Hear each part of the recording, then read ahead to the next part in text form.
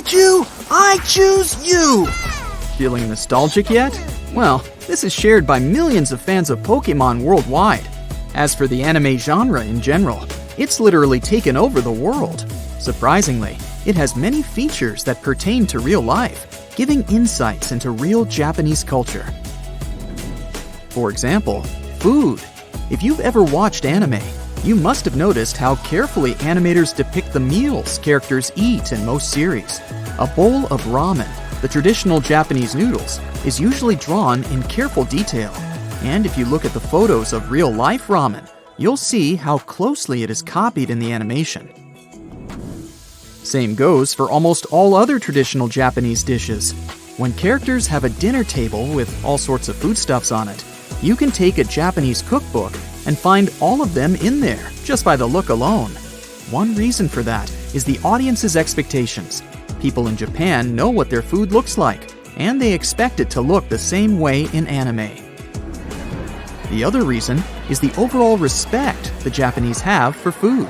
It's much more than just the stuff you put into your mouth and chew. Food has a lot of traditions and national customs related to it, from the way it's prepared to the way it's eaten. That's why it's paid great attention to in anime as well. A lot of series take Japanese myths and legends as the foundation of their plots. You can learn a lot about what they believe in from anime. For example, many fantasy series revolve around yokai, spirits that can take different shapes and be both evil and benevolent. One of the most popular anime series of all time, Naruto, uses a lot of local traditions as well in its setting. Shinobi, the warriors and guardians of countries in the anime, used to really exist back in medieval times. They couldn't command forces of nature, of course, but they were indeed highly trained in martial arts and were often sent for operations that required stealth. The nine-tailed beast, Kurama, is a special fox that appears in anime as well. In Japanese mythology, fox spirits, or kitsune, are supernatural beings whose power and wisdom depend on the number of tails they have. The older and stronger they become, the more tails they grow, and nine-tailed foxes are considered the most powerful of all. No wonder Kurama was the strongest of the tailed beasts in the anime. By the way, Pokémon also referred to this myth with one of its creatures called Ninetails. It obviously had 9 tails and looked like a fox. This Pokémon appeared already in the first generation and was one of the first 100. Right now, there are more than 900 Pokémon overall, and the number is still growing. Gotta catch them all! In recent years, the Isekai genre has immensely grown in popularity, both in Japan itself and around the world. The key feature is that a common person from our modern world gets either summoned or reborn in another world, usually a fantasy one. The protagonist then has wonderful and dangerous adventures, and often becomes one of the most prominent figures in the new world. The reason for such popularity is simple. It's an escape from dull reality. Before their transition to another world, the main character is usually shown as a perfectly ordinary human being. They can be a school kid, an office clerk, or even a jobless person. And after they get transferred, they often obtain some superpowers or magic abilities that give them the upper hand against monsters and other enemies.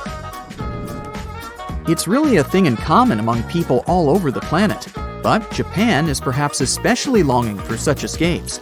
It's customary for the Japanese to work a lot, and burnout is pretty common for them.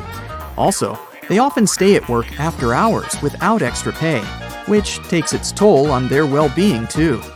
Office work can be tedious and hard, so no wonder they dream of being transported to a fantasy realm where they could be free and have magical adventures.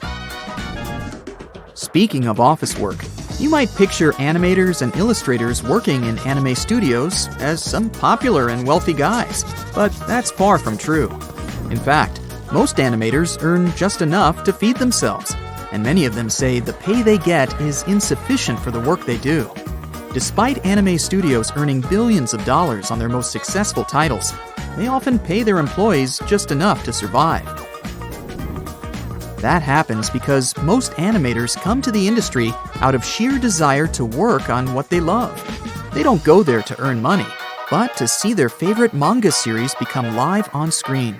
Also, the traditional approach to work in Japan is all about us, not me. They work for the collective good, not for themselves. So it's not customary for them to complain about their work conditions, as opposed to Western societies. One of the less obvious parallels between anime and the real world is the usual setting of almost any shonen series.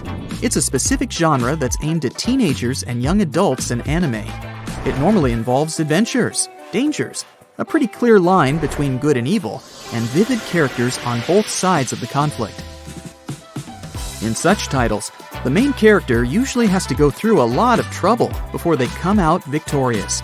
The viewers see them training hard, battling against ever stronger foes, and finding clever solutions to dire situations. The protagonist is almost never shown as someone especially strong. On the contrary, their enemies are all more powerful and cunning than they are, and it's through hard work and perseverance that the main character prevails. The not-so-hidden message of all these titles is that you can only achieve success by working hard and developing your skills. Nothing good comes without a struggle, and this rule can be easily applied to real life. It's also the rule many Japanese live by. The harder you work, the better you become. Apart from various adventurous titles, anime presents a vast array of casual, everyday life series. And from them, you can learn a lot about how the Japanese live. For example, if it's a title about school, it might be surprising to see all girls pictured walking around in skirts, even in winter. But in fact, that's totally true. Skirts are part of a school uniform in Japan for girls. It's not prohibited to wear warm stockings underneath them if it's cold, though. Skirts are also considered fashionable in Japan, so you would often see women walking around wearing them, even outside schools. And since it's not too cold in central and southern regions of Japan in winter, you can see skirts even in the coldest months. The sakura, or cherry trees, are literally everywhere in Japan. And just like it's shown in many anime series, the petals of these trees get carried all over the place in spring. There are even festivals held throughout the country dedicated to the blossoming of cherry trees. Such festivals are called hanami, which means viewing flowers. People come to parks and go to the countryside to enjoy the blooming of cherry trees. Households are also shown pretty true to life in anime too. Typical Japanese homes are small and minimalistic. They usually don't have much in terms of decoration, preferring practicality and comfort over visual pleasure. And yes, they sleep on the floor. Well, not exactly. They use futons, or mattresses that they put right on the floor.